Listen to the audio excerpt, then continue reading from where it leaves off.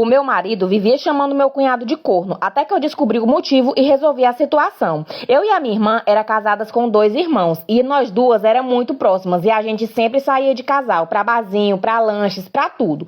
Quando foi esses dias pra cá, o meu marido começou umas brincadeiras sem graça chamando meu cunhado de corno. E o meu cunhado, como sempre foi muito na dele, ele não rebatia, mas eu percebia que ele ficava muito sem graça. E, gente, eu comecei a perceber que o meu marido fazia isso com deboche, sabe? Ah, seu corno, tu é muito um corno, fala aí, gaieiro. Gente, essa situação foi piorando ao ponto de eu chegar no meu marido e dar um chega pra lá nele. Eu falei, amor, para que tá feio, essas brincadeiras é muito pesado, não se fala isso pra ninguém. Você tem provas que ele é corno? Alguém te falou alguma coisa? Porque eu, muito besta que eu era, né, pensei que fosse só isso, que alguém tinha contado alguma coisa pra ele. E, gente, o meu marido tinha um negócio que ninguém podia mexer no celular dele. Ele falava que celular era coisa pessoal, que era privativo, e nisso ele não deixava ninguém chegar perto desse celular. Quando foi um dia, a gente fez um churrasquinho em casa e o meu marido tomou várias biritas e simplesmente apagou. E assim, eu nunca tinha desconfiado do meu marido, mas nesse dia me deu uma curiosidade, sabe, de olhar o celular dele. Gente, quando eu abro o celular, tava lá as conversas dele com a minha irmã. Gente, a irmã que eu sempre fui muito próxima e eu sempre fiz de tudo por ela.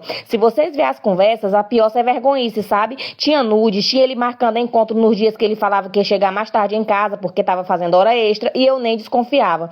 Só que aí eu me fiz de sonsa ali na hora, não fiz escândalo, só mandei uma mensagem pro meu cunhado que eu precisava conversar com ele e não era pra ele falar nada pra minha irmã, porque eu tinha descoberto porque o irmão dele chamava ele de corno. Marquei numa lanchonete com ele e contei tudo. Falei que ele era tufão e eu também, que o irmão dele tava com um caso com a minha irmã já tinha 2 meses. E ele, coitado, paralisou, ficou igual um Gasparzinho branco, em choque. E foi aí que eu falei pra ele, bora se vingar dos dois? Aí ele, como assim? Eu nunca traí tua irmã. Aí eu falei, mas ela tá enfeitando tua cabeça de galhos, então bora fazer o mesmo. Vamos sair, eu e tu e eu. Ele, bora. Então a gente saiu, bilugou a tarde inteira e quando foi à noite no churrasquinho na casa da minha irmã, eu cheguei e cumprimentei ela desse jeito. E aí, corna? Gente, foi silêncio total. Meu marido ficou pálido e falou, oxe, amor, porque você chamou sua irmã de corna, você nunca brincou com ela assim? Todo ofendido, sabe? Sendo que ele fazia essa mesma brincadeira com meu cunhado no maior deboche. Aí eu olhei bem na cara da minha irmã e falei, pelo mesmo motivo que você chama o meu cunhado de corno. Gente do céu, esse homem quase cai duro no chão. Ele tentou desconversar e aí eu falei, eu não quero nem saber, eu já sei de tudo. O dia que você apagou, eu peguei o seu celular e vi toda a safadagem. Você me traiu e a minha irmã me traiu também. Mas não se preocupa não, que essa conta já tá paga. Hoje eu saí à tarde com seu irmão e a gente bilungou a tarde inteira. Agora tá tudo kits, todo mundo aqui é corno. Gente, foi um caos. Meu marido foi pra cima do meu cunhado, até polícia deu no dia. Enfim, eu separei do traste, o meu cunhado separou da minha irmã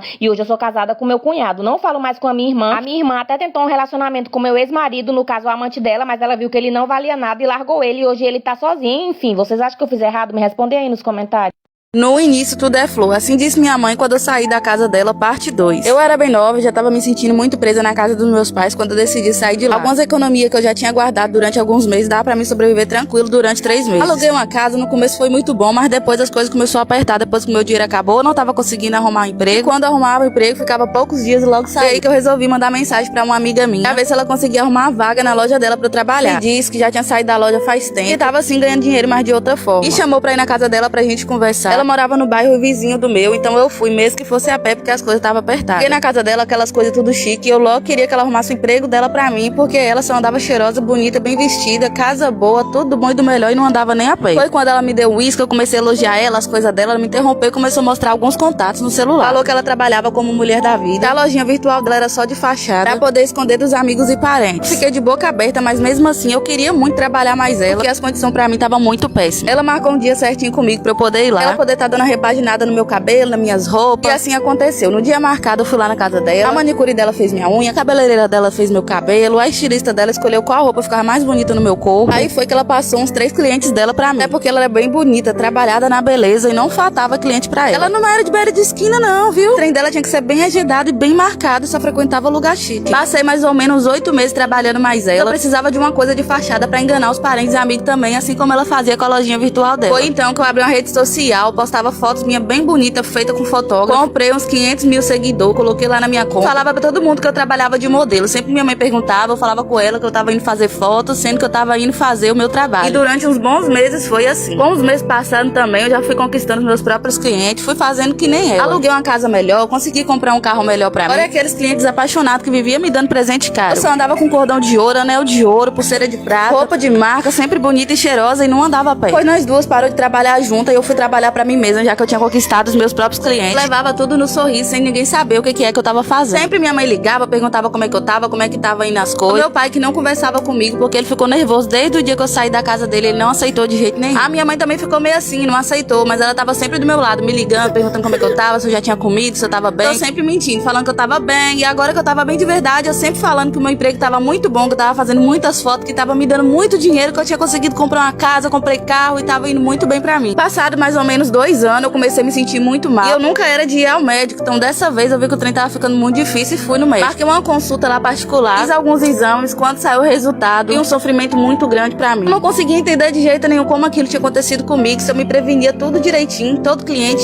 sempre me prevenia, não tinha jeito. Tinha até aqueles mais apaixonados que queria que eu fizesse meu trabalho sem a prevenção, mesmo assim eu me prevenia. Infelizmente a doença já tinha tomado conta do meu sangue. Comecei a ficar só em casa, trabalhava uma vez sim, outra não. E essa amiga minha sempre me ligava pra perguntar como é que eu tava, eu sempre mentindo pra ela, falando que tava bem. Até que chegou um dia que eu não tava mais aguentando, eu tava guardando isso só pra mim, tava quase entrando numa depressão. E quando eu resolvi contar tudo pra ela ficou muito assustada, falou comigo que eu tinha que me cuidar imediatamente, começou a pegar no meu pé, me levava de médico, a coisa só ia piorando. Chegou uma época que eu tava tão fraca, que eu não tava nem conseguindo mais trabalhar. Foi quando ela desalugou lá minha casa, tirou meus móveis, levou pra casa dela, me botou pra morar junto com ela. A vida dela era muito corrida, então teve um dia que ela chegou pra mim e falou: a gente precisa contar isso pra sua mãe, você não pode ficar escondendo isso dela, porque Deus livre e guarde, acontece o pior aí, vai ser um baque muito grande pra sua família. Eu não queria contar de jeito nenhum, toda vez que minha mãe me ligava, eu falava assim que eu tava meio adoentada, mas não contava o que era. Quando um dia eu conversando com minha mãe no sofá da sala, minha amiga escutou, tomou o celular da minha mão e falou pra minha mãe que ela precisava ir lá na casa dela, que nós duas precisava contar uma coisa muito urgente pra ela. Passou o endereço, em poucos minutos minha mãe já tinha chegado lá no táxi. Eu não sabia o que fazer, minha mãe quando viu no estado que eu estava, minha mãe começou a chorar desesperadamente. Mesmo que eu tava tomando os medicamentos fortes, eu ainda tava me recuperando. Minha mãe arrumou minhas coisas, falou que ia me levar pra casa, que ela ia cuidar de mim, em busca de tratamento melhor. Disse que minha amiga já tava fazendo de tudo por mim, mas que ela queria me levar pra casa pra cuidar melhor. Então foi que eu aceitei voltar pra casa da minha mãe, mas o meu pai não gostou nada disso. Quando ele soube da doença e o que era que eu andava fazendo e dizendo que era modelo, isso aí pra ele foi o fim do mundo. Ele disse que eu era uma vergonha pra família e mandou minha mãe escolher entre eu ou ele. Minha mãe chorou tanto, mas infelizmente ela escolheu eu. Eu queria muito que ela tivesse escolhido ele. Eu tinha voltado pra casa da minha amiga, mas ela não quis. Ela escolheu eu.